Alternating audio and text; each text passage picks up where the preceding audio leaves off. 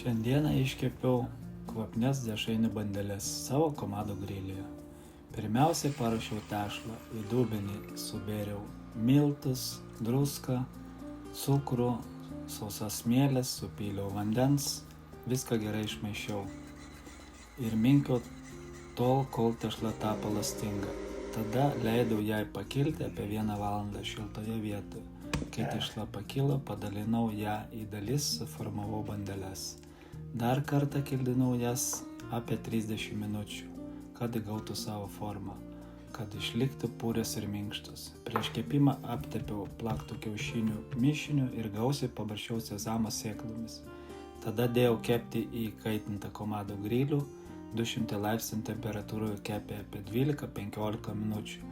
Bandelės gražiai apskrūdo, o virtuvėje užliejo nuostabus šviežiai keptos duonos kvapas. Puikiai tinka dešrainėms, sumuštiniams ir tiesiog su sviestu. Tikiuosi tau patiko, prašau pasidalinti, pakomentuoti ir pasekti.